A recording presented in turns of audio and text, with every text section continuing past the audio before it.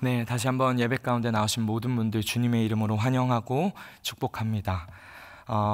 여러분 혹시 여행 좋아하시나요? 여행 많이 다니시나요? 아니면 너무 여행을 좋아하고 다니고 싶지만 현실이 그렇게 따라주지 않나요? 여행 많이들 좋아하실 것입니다. 근데 우리가 아무리 즐거운 여행을 가고 긴 여행을 다녀와도 결국에는 그 여행 끝에 집에 들어오면서 하는 말이 있죠. 무엇일까요? 집이 최고다. 네. 아무리 즐거운 여행을 하고 즐거운 여행을 하고 돌아와도 그 긴 여행 끝에 집에 들어올 때면 나도 모르게 그냥 입 밖으로 하게 되는 말이 집이 최고다라는 말인 것입니다. 여러분, 돌아갈 집이 있다는 것은 행복한 일이기 때문에 그렇습니다. 돌아갈 집이 있다는 것은 정말 감사한 일이죠. 정말 생각해 보십시오.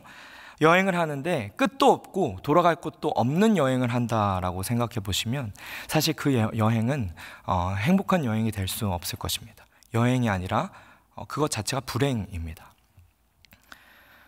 아무리 길고 험한 여정을 지나도 결국에 끝이 있고 목적지가 있음이 그 여정을 가능케 하는 것입니다.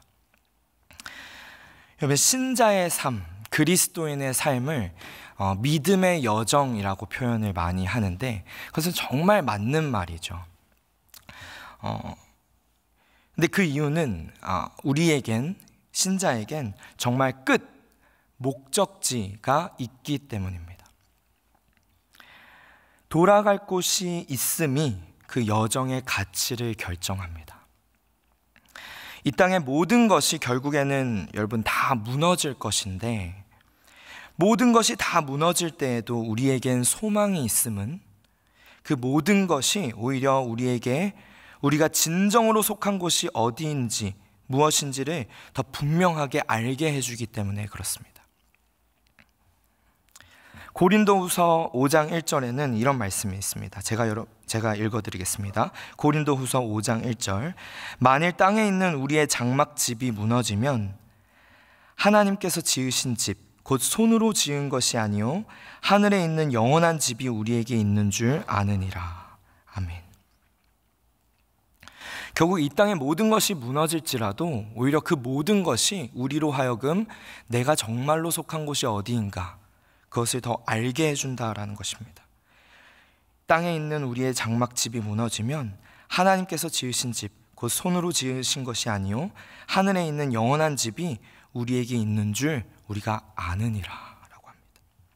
여러분, 오늘 본문은 열왕기하라는 이 책의 마지막 장으로서 바벨론의 침략과 예루살렘의 함락에 이어 여호와의 성전과 성읍의 파괴, 그리고 유다 백성의 몰락과 함께 예루살렘의 멸망을 보여주고 있는 본문입니다. 그 남왕국 유다, 그 유다의 345년 역사가 공식적으로 마감하는 장면입니다. 솔로몬 제11년, 곧 주전 957년에 완공됐던 성전, 그 성전이 약 370년이 지나서 역사에서 완전히 사라지게 되는 것입니다. 오늘 본문으로 들어가 보시면 오늘 본문 열왕기하 25장 8절에서 10절까지는 이렇게 말합니다. 제가 읽어드리겠습니다. 바벨론 왕 느부갓네살의 19째 해 5월 7일에 바벨론 왕의 신복 시위대장 느부사라단이 예루살렘에 이르러 여호와의 성전과 왕궁을 불사르고 예루살렘의 모든 집을 귀인의 집까지 불살랐으며 시위대장에게 속한 갈대아 온 군대가 예루살렘 주위의 성벽을 헐었으며. 아멘. 오늘 본문 열왕기하 25장은 결국 남왕국 유다의 멸망을 말합니다. 시드기야 왕이 바벨론을 배신했고 바벨론 왕 느부갓네살은 그래서 군대를 거느리고 예루살렘을 또다시 정복합니다. 이때 이제 성전이 완전히 파괴되는 것이죠. 그리고 남아있던 백성들은 포로로 끌려가고 이제 유다는 왕 대신에 바벨론 왕 느부갓네살이 파견한 총독 그달리아가 다스립니다. 이것으로 유다 왕조가 완전한 멸망을 맞이한 것을 볼 수 있습니다. 특별히 이 성전 파괴, 성전 붕괴, 이것은 하나님께서 솔로몬에게 말씀하신 경고대로 이루어진 일인데 그것을 역대하 7장 20절에서 알 수 있습니다. 제가 읽어드리겠습니다. 역대하 7장 20절엔 이렇게 기록합니다. 내가 너희에게 준 땅에서 그 뿌리를 뽑아내고 내 이름을 위하여 거룩하게 한 이 성전을 내 앞에서 버려 모든 민족 중에 속담거리와 이야기거리가 되게 하리니 라고 하나님께서 말씀하십니다. 그러니까 이것은 이스라엘 백성이 하나님의 말씀대로 살지 않고 우상을 섬기면 하나님께서 그들을 그 약속의 땅에서 뽑아낼 뿐만 아니라 하나님 자신의 이름을 위하여 거룩하게 한 그 성전조차도 버리시겠다라고 하는 신명기적 축복과 저주에 근거한 선포라고 할 수 있습니다. 그리고 이제 우리가 알다시피 이 성전의 파괴는 예수님의 육체로 이루실 그 성전을 암시하는 것이기도 한데, 결국 오늘 본문은 하나님의 통치를 거부한 이스라엘의 그 참담한 운명을 적나라하게 보여줌으로써 장차 도래할 메시아 왕국을 우리로 하여금 더 소망하게끔 하는 것입니다. 성전이 이스라엘 백성의 안전을 보장하는 것이 아니라 순종, 주를 신실하게 따르며 주의 말씀을 행하는 것이 더 중요함을 알려주고 있습니다. 그래서 여러분, 우리는 이런 성전 파괴와 같은 어찌 보면 굉장히 어둡고 헤비하고 고통과 어둠의 심판 말씀이라고 할 수 있는 이런 말씀을 우리가 읽고 좀 들을 때면 참 암울하다라고 이렇게 느낄 수가 있는데, 사실 여러분, 이런 고통과 어둠의 심판 말씀을 들을 때 우리가 항상 기억해야 할 것이 하나 있다면 그것은 곧 하나님의 성품, 하나님의 선하심이라고 할 수 있습니다.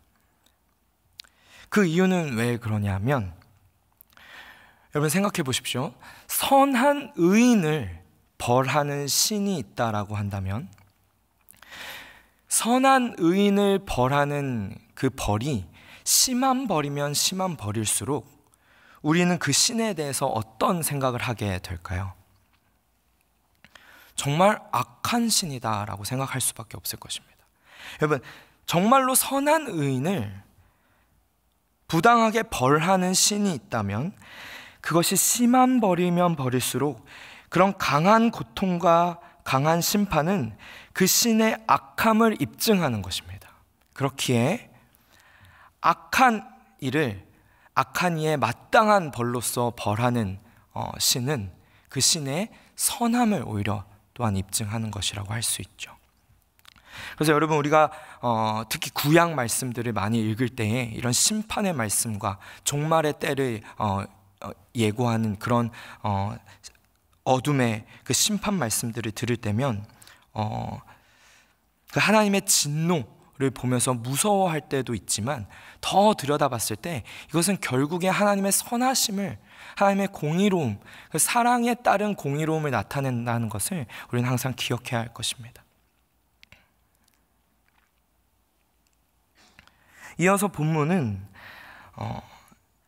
예루살렘이 함락된 지 25년 후인 주전 561년에 바벨론에서 일어난 일을 소개합니다.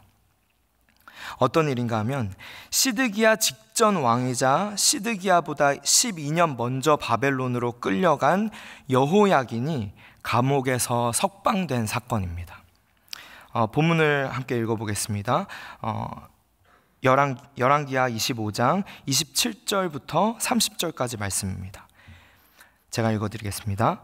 유다의 왕 여호야긴이 사로잡혀간 지 37년, 곧 바벨론의 왕 에월무로닥이 즉위한 원년 12월 그달 27일에 유다의 왕 여호야긴을 옥에서 내놓아 그 머리를 들게 하고 그에게 좋게 말하고 그의 지위를 바벨론에 그와 함께 있는 모든 왕의 지위보다 높이고 그 죄수의 의복을 벗게 하고 그의 일평생에 항상 왕의 앞에서 양식을 먹게 하였고 그가 쓸 것은 날마다 왕에게서 받는 양이 있어서 종신토록 끊이지 아니하였더라.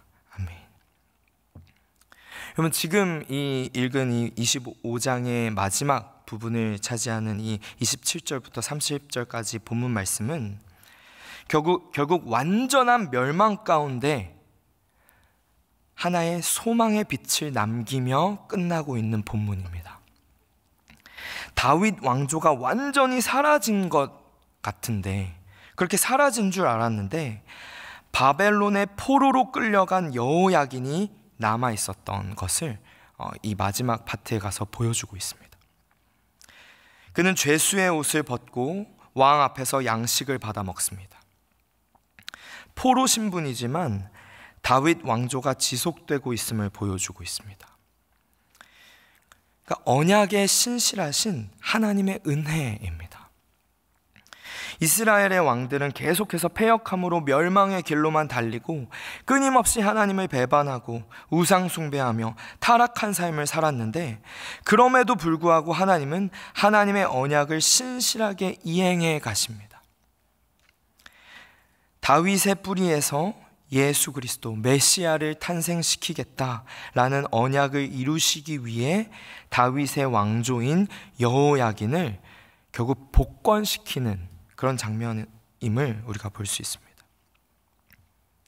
여러분, 우리는 정말로 우리 생각대로 살아가며 계속해서 하나님을 멀리하고 하나님을 실망시켜 드리기만 하는데, 하나님은 하나님의 생각으로 그의 뜻을 따라 그의 백성을 이끌어 가시며 그의 언약을 이루시는 분이시다라는 것입니다. 여러분, 이것이 은혜입니다. 도저히 사랑할 수 없는 대상을 사랑하는 것, 사랑받을 만하기에 사랑하는 것이 아니라 도저히 사랑할 수 없음에도 그것을 넘어 사랑하는 것, 그것이 하나님의 사랑이고 은혜입니다. 여러분, 하나님께서는 오늘도 이런 우리를 불러주셨습니다.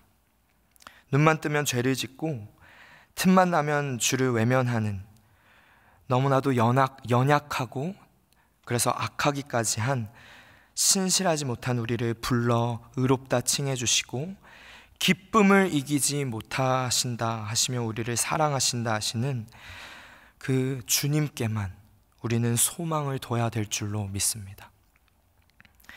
나는 연약하나 언약에 신실하셔서 나의 연약함에도 강함으로 언제나 나를 신실하게 지키시고 그 신실한 언약의 말씀을 따라 약속하셨기에, 그 언약이 분명하기에 그 언약에 의지하여 우리가 주님을 더욱더 바라보고 주님 또한 그 언약의 신실하심을 따라 나와 함께 하심을 언제나 기억하며 그 약할 때 강함 되시는 주님을 더욱 바라본 가운데 그 은혜를 날마다 더욱 누리고 그 은혜에 의지하여 오늘도 살아가는, 그렇게 평생이 은혜로 충만한 우리 모두가 되길 간절히 기도합니다.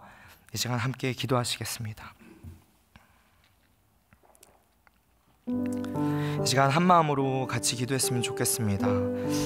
하나님께 은혜를 다시 한번 감사하며 거처 없이 떠돌고 도움 없이는 살 수 없고 하나님도 모른 채 우상에 빠져있던 우리를 부르사 거룩한 주의 백성 되게 하시고 보배로운 백성 되게 하시고 이제는 다른 자들에게 도움을 전하게 하시고 하나님의 은혜를 드러내는 놀라운 은혜의 역사에 우리로 동참하게 해주시는 그 은혜를 감사하며 그 은혜의 감격함 가운데 다시금 내 마음을 새롭게 함으로 살아가게 하여 주시옵소서.